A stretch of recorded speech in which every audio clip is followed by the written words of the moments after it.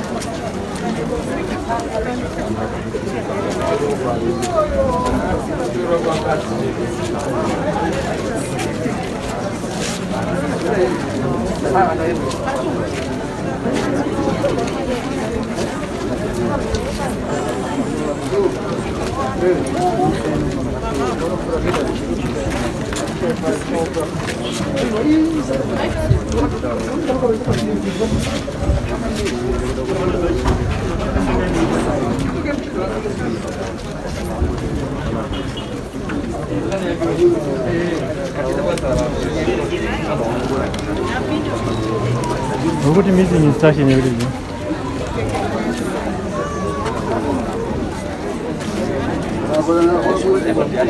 Haribude bana iroro havana kurikropa.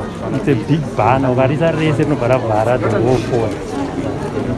Yes, handikona kurisa bana racho. Cheka izvi.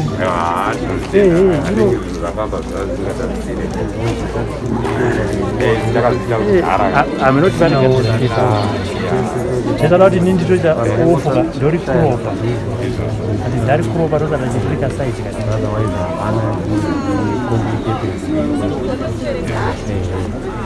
that's fine. So, what you do is you can have it all.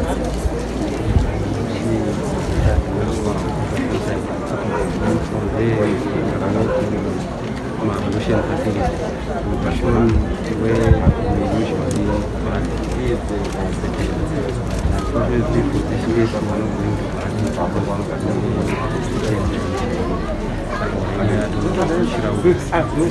area, so we will not allocate the money from our program.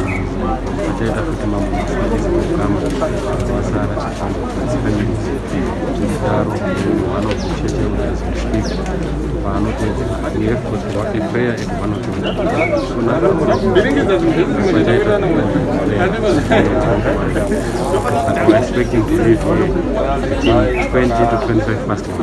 Our deadline is halfway.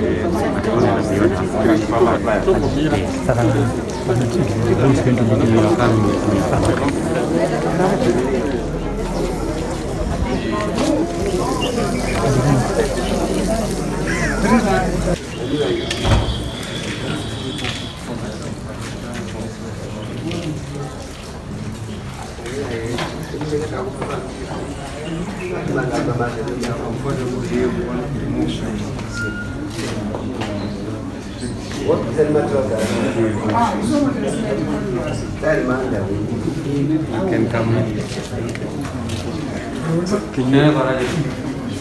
Can you say something where we... Yeah.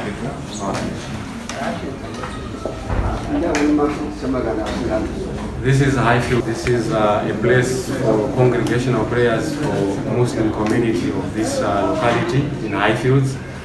As you can see, this is our ablution facility where we wash our hands we gargle the mouth, we rub the head and the feet before we enter into the masjid, which is the mosque, for prayers. It is a requirement that one has to be clean before he enters the mosque. So every Muslim who comes here, you would rather go and make this ablution. If possible, that is able to do that ablution at home, it's fine. You can do the ablution at home and then come straight to the mosque. You remove shoes and come in. So if you know that you are not in a state of that ablution that is the Islamic law is required, then you come and do it here. Once you are doing, then you can proceed later. So you can come in.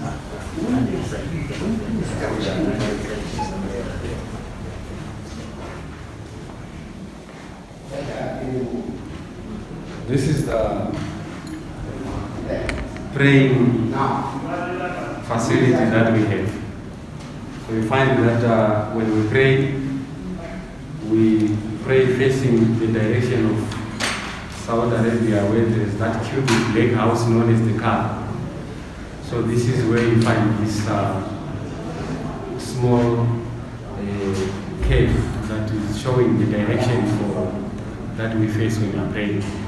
And besides it is a pulpit where the one will be leading the congregational sermons or any other events that might be taking place, then we are able to use the pulpit and address the congregants.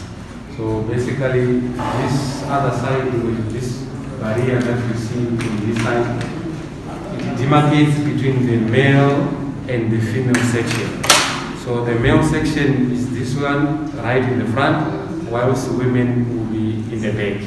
So they will be also attending and listening to the prayers whilst they are in the back. Men will be here leading so that we do not intermingle. They will also have their ablution facility the same as the one you saw outside, which is also located in their section. So women will be in their section then, and men will be in their section then. This is done is to preserve any other mishappenings that one might be bedeviled by. One can think of anything else in the event that is among women or in front of women. So once you are here, you should only concentrate within the prayers, nothing more. That's why you find that women will always be in the back. And their voices, they are not also allowed to speak whilst proceedings of any prayer are taking place. They are only allowed to do so if they only have a program made for ladies only, where there are no other opposite sexes are available. They can also do the same, even lead the prayers on their own. That is allowed also. Women can lead prayers on their own. Whilst in the presence of men, men will take precedence as in leading the prayers. So basically, this is the mosque here in Highfields, with a capacity of around 200 to 250 people who can pray this way. Thank you. Thank you. So we can proceed to the ablution facility where we normally have.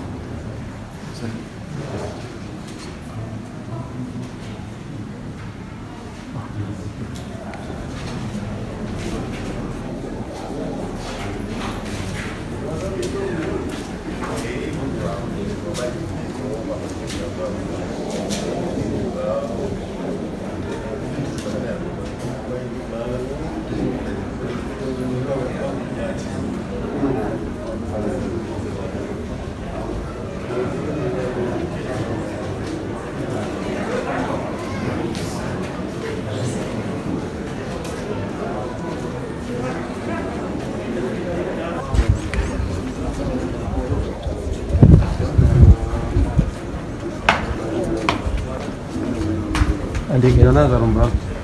Yeah.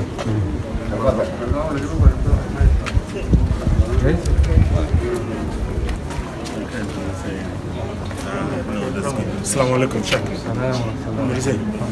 Alhamdulillah.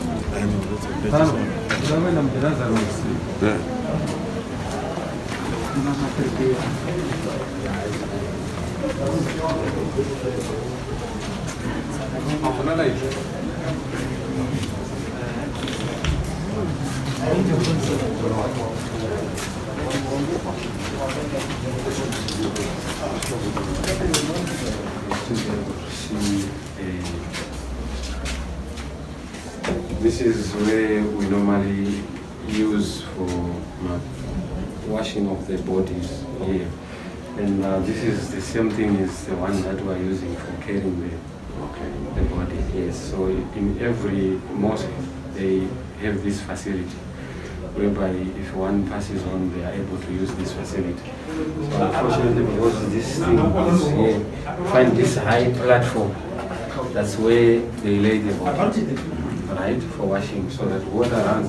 It has a slope where water runs straight away into the sewer system, right? And the clothes, they use them for covering the body because you're not allowed to see directly the nakedness of the body. So you cover it, then as you are using the gloves, you'll be putting on the gloves. Or you can use also the clothes, you tie the cloth around your arms, your hands. So the body will be lying straight on this platform. Then the bathing takes place. So one will be assisting with pouring water, whilst the other one is washing. So you just put your hands inside the cloth, like that. Yes. Your hands will just inside the cloth whilst you are doing the bathing. So wherever there are fluids where you need to close up, then you use some cotton wool with some fragrance as to not allow the bad odor to come out of the body.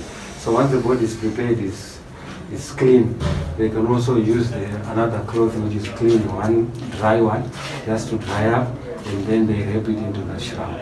And it will be put into this ready for burial. This is the carrier also that we use for that purposes. So if they are females, they will only be females inside here. And if they are males also, there will only be males inside here. And with emphasis that they must be, the very immediate family members should be involved in that process. Why? Because when one passes on, they die in different conditions. So it's not for everyone to see that condition of the body. And some might see something, then they end up going outside and talking about other things that will not damage maybe you say the family name or any other thing related to the dead body. So that's why we say only relatives, so that whatever they see remains the secrecy of that family, to know which body is. So this is how things go. And some other places you might find it spacious. It's spacious more than this. Okay. With facilities that are well, tiling and all that. Okay. Because also of our place here, you see this place has been built in the early 70s. It's now getting old, so it needs some facelifts.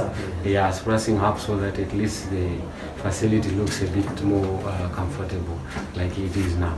Okay. But basically this is what they use for washing the body. So after washing the body, what's the next step then? After washing the body, the next step is they shroud it in a white cloth. Then when they shroud it, it is put into this thing here. This thing you can lift up this like this. You see? And they lay the body. Right? They put also this cloth here. They lay them so that it's comfortable. Alright? Then when they lift this, they put the body here, it lays the body here, then they cover it with a cloth, cloth or whatever decoration people would want, they can do it here. Okay. Then it goes outside there. People will pray the final prayer for the dead, which we are going to do at Warren Hills because of the space. That's why we said we'll do it at Warren Hills because there's space and there's a shade. In the event even that there are rains coming, no one will be washed by the rains. Okay. So yes, basically that's what takes place. It's just a matter of washing the body. Soon after washing the body, we pray for it and then we go for burial. Okay, so maybe for the benefit of our viewers, yes, you don't put the body in a coffin. It is wrapped in cloth. Yeah, it is wrapped in cloth, surely. We don't put it in a coffin. We bury it with that white cloth. Yes. So for a woman, we dress her about 5 pieces. Okay. Right? This includes 2 straight pieces of around 2.5 meters. Right? Then we have another one which is half of that size. The third one which is tied around the waist, up the navel.